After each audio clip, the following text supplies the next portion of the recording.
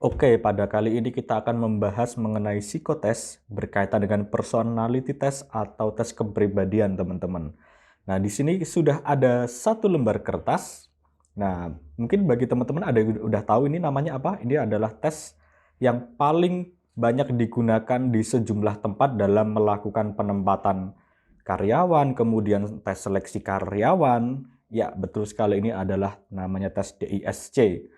Tes DISC atau tes personality atau tes kepribadian nih, teman-teman. Nah, pada video kali ini kita akan membahas mengenai bagaimana sih caranya mengerjakan tes DISC, kemudian apa saja yang dinilai dalam tes DISC ini.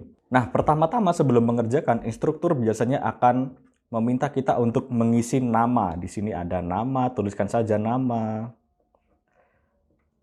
Kemudian usia. Kemudian ada gendernya, tuliskan laki-laki atau L bagi laki-laki, P untuk perempuan atau perempuan gitu aja. Kemudian pekerjaan saat ini, kemudian tanggal tes pada hari ini, silahkan dituliskan teman-teman. Nah, sebelum dikerjakan, ingat teman-teman, biasanya adalah aturannya, di sini terdapat 24 kotak atau 24 nomor nih. Yang dimaksud adalah 1, 2, 3, 4, dan seterusnya sampai di sini adalah 24 nomor. Nah, di sini teman-teman terdapat 4 pernyataan nih. Pertanyaan mudah bergaul, ramah, menyenangkan, penuh kepercayaan, percaya kepada orang lain. Kemudian ada petualang, pengambil resiko, dan toleran. Nah, setiap nomor terdapat 4 pernyataan. Nah, cara kalian mengerjakan tes ini itu cukup mudah kok. Tugas kalian cuman di sini kan ada tanda P dan tanda K nih, yang jelas saja deh di sini deh. Ada kolom di bawah tanda P, kemudian ada kolom di bawah tanda K. Tugas kalian cukup memberikan lingkaran pada kolom di bawah huruf P apabila pernyataan tersebut merupakan pernyataan yang paling mencerminkan diri Anda. Kemudian beri aja tanda lingkaran di bawah kolom K apabila pernyataan tersebut paling tidak mencerminkan atau kurang mencerminkan dari diri Anda, teman-teman. Nah, tapi perlu diingat nih, dalam setiap nomor hanya boleh terdapat satu tanda lingkaran di bawah kolom P dan satu tanda lingkaran di bawah kolom K. Nah, yang paling sering dikerjakan oleh para kandidat adalah mereka tidak terlalu memperhatikan dari isi instruksinya. Mereka biasanya akan mengerjakan seperti ini nih. Nah, seperti ini teman-teman contohnya. Mereka biasanya akan mengerjakan seperti ini. Nah, padahal yang betul adalah sekali lagi ingat instruksinya. Berikan satu tanda lingkaran di bawah kolom P dan berikan satu tanda lingkaran di kolom K. Nah, seperti ini teman-teman harusnya. Nah, masing-masing pernyataan hanya boleh terdapat satu tanda lingkaran seperti ini. Nah, tidak boleh seperti ini teman-teman, kayak gini. Nah, di sini ada satu pernyataan tapi kalian memberikan lingkaran sebanyak 2 buah. Nah, kayak gini tidak boleh ya. Nah, dalam mengerjakan biasanya kalian akan diberikan waktu selama 7 menit dan itu harus selesai. Jangan sampai ada nih teman-teman, pastikan jangan sampai ada pertanyaan yang terlewati atau jawaban yang double seperti ini.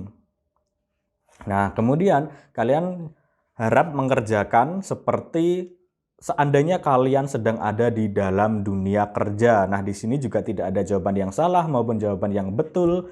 Di sini semuanya tergantung dari personality atau kepribadian dari kalian sendiri-sendiri, kayak gitu. Kurang lebih cara mengerjakannya seperti itu tadi, teman-teman. Jadi seperti yang ada di kolom ini ya.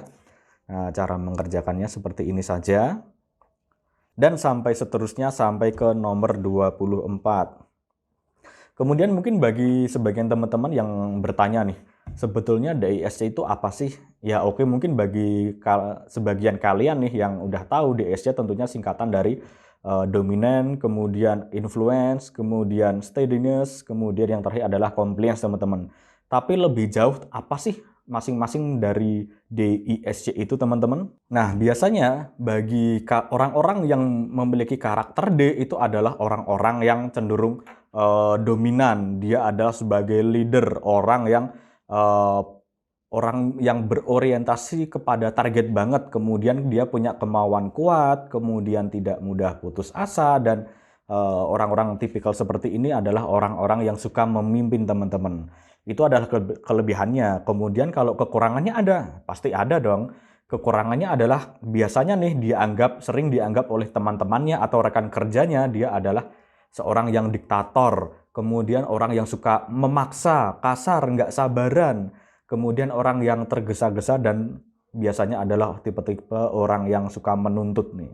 Nah, biasanya tipe-tipe orang yang berkarakter D atau dominans, dia biasanya lebih cocok sebagai leader, kayak SPV, kayak manajerial, GM, dan lain sebagainya, teman-teman. Nah, kemudian influence. Biasanya nih, kalau hasilnya adalah influence, mereka adalah tipikal orang yang ramah, suka berteman, kemudian mereka itu bisa jadi mood buster gitu ya. Mereka bisa menghidupkan suasana, kemudian biasanya orangnya periang, komunikatif, kemudian percaya diri, dan ekspresif dan energi kayak gitu. Nah, kemudian apa sih kekurangan dari orang-orang influence ini? Biasanya mereka adalah orang yang pendengar yang buruk. Mereka akan susah untuk dikasih tahu, teman-teman.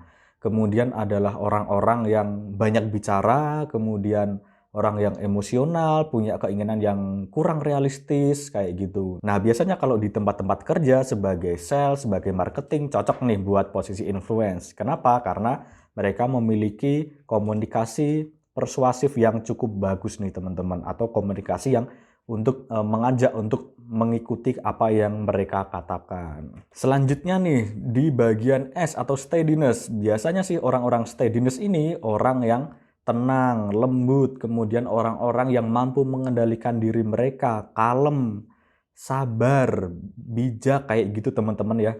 Kemudian mereka apakah memiliki kekurangan? Ya pasti punya nih. Kekurangannya apa?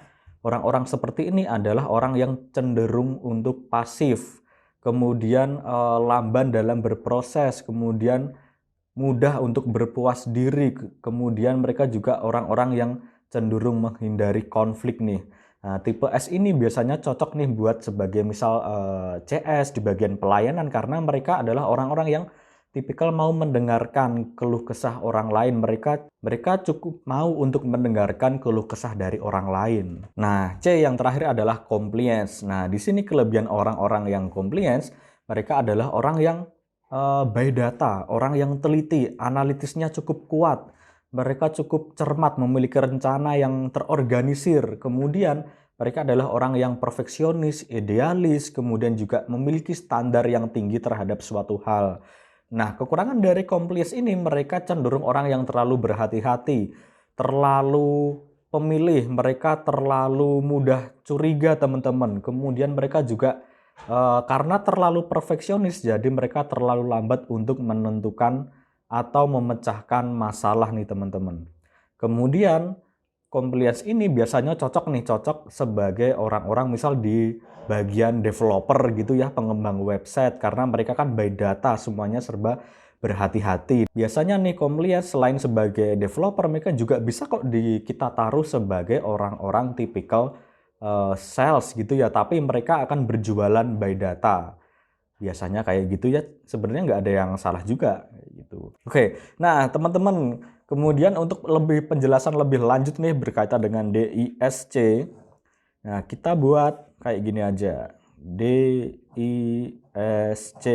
Nah, biasanya di bagian D dan I adalah tipikal orang-orang yang ekstrovert nih. Nah, kemudian di bawahnya, di garis bawah ada S dan C, steadiness dan compliance. Ini adalah tipikal orang-orang yang introvert.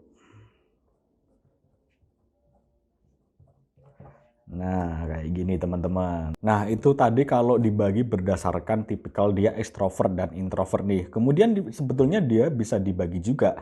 Untuk I dan C biasanya adalah tipikal orang-orang yang people focus. Ini adalah tipikal orang-orang yang ingin berhubungan baik dengan manusia, kemudian dia orientasinya kepada manusia, cukup ramah, cukup ingin bersosialisasi, seperti itu. Kemudian yang selanjutnya adalah di bagian dominan dan steadiness. D dan S biasanya adalah orang-orang yang task, fokus, atau berkaitan dengan hidupnya itu berkaitan dengan hasil nilainya dalam hidup, keberhasilannya dinilai dari hasil atau dari pekerjaannya kayak gitu teman-teman. Nah, bisa jadi sebetulnya di sini kan ada 4 bagian nih, D, I, S, C. Bisa jadi orang-orang itu tidak hanya sekedar D murni, tapi dia juga bisa saling berkesinambungan. Bisa jadi tipikalnya adalah ISC, bisa jadi tipikalnya adalah SC, seperti itu teman-teman, berdasarkan dari hasil yang telah kalian kerjakan. Nah, mungkin itu tadi teman-teman berkaitan dengan tes personality test atau berkaitan dengan tes kepribadian DISC. Semoga teman-teman bisa mengerjakan dengan baik. Kemudian jangan sampai ada kesalahan dalam mengerjakan tes ini karena ini banyak sekali digunakan dalam tempat-tempat atau perusahaan atau perkantoran yang menginginkan karyawan baru atau menginginkan penempatan atau posisi baru bagi karyawan-karyawan mereka. Nah, itu tadi berkaitan dengan tes DISC. Selamat mengerjakan dan terima kasih.